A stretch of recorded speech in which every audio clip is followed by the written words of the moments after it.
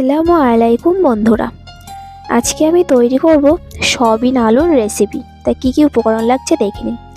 এখানে আমি 200 গ্রাম সয়াবিন নিয়েছি, 200 গ্রাম আলু নিয়েছি, মোটা মোটা করে কেটে নিয়েছি, 2টো টমেটো নিয়েছি একটু গোটা গোটা করে কেটে, আর নিয়েছি 2টো মিডিয়াম সাইজের পেঁয়াজ কুচি, আর থাকছে সামান্য হলুদ গুঁড়ো, 1 চামচ করে আদা রসুন বাটা ও 1 চামচ লবণ ও লঙ্কা গুঁড়ো। কড়াই গরম হয়ে আসলে দিয়ে দিচ্ছি সামান্য পরিমাণ তেল। তেলটা গরম হয়ে আসলে দিয়ে দেব সামান্য লবণ ও হলুদ গুঁড়ো। সয়াবিনগুলো আমি ভেজে নেব।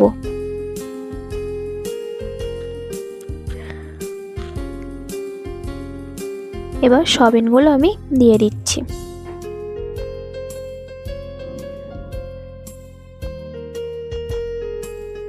সয়াবিনগুলো লাল লাল করে ভেজে নিতে হবে।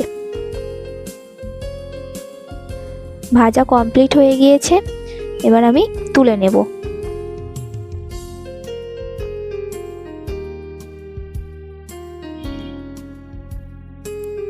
ওই কড়াইতেই সামান্য পরিমাণ তেল দিয়ে দিচ্ছি।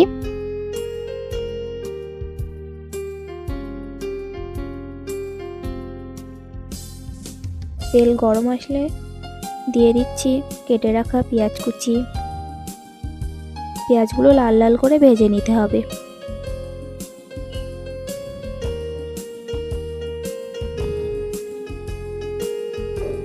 পেঁয়াজ ভাজা হয়ে গিয়েছে, আর দিয়ে দিচ্ছি কেটে রাখা টমেটো কুচি।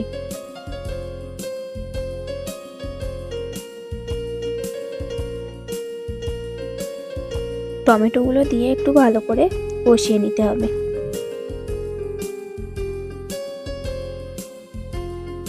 কষানো হয়ে গিয়েছে, এবার দিয়ে দিচ্ছি গুঁড়ো মশলাগুলো।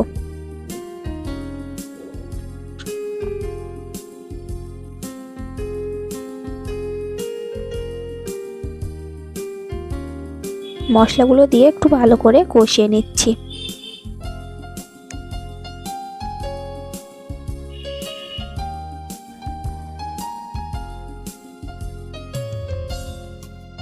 তারপরে ভেজে রাখা সয়াবিনগুলো আমি দিয়ে দিলাম। আলুগুলোও আমি দিয়ে দিলাম।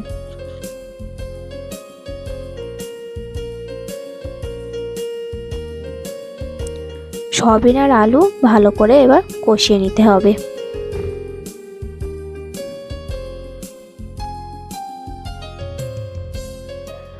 কষানো হয়ে গিয়েছে, এবার দিয়ে দিচ্ছি সামান্য পরিমাণ পানি। ভালো করে সিদ্ধ করে নিতে হবে। 5 মিনিট মতো আমি রেখে দেব। 5 মিনিট পর ফিরে এলাম। দেখো বন্ধুরা, আলু ও সয়াবিন আমার সিদ্ধ করা হয়ে গিয়েছে। তারপরে দিয়ে দিচ্ছি সামান্য পরিমাণ পানি।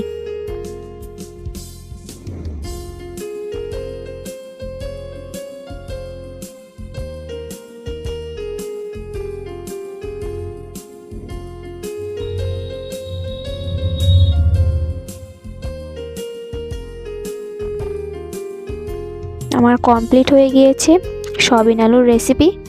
ভালো লাগলে লাইক সাবস্ক্রাইব করবেন, আর কেমন হয়েছে কমেন্ট করে জানাবেন। ধন্যবাদ।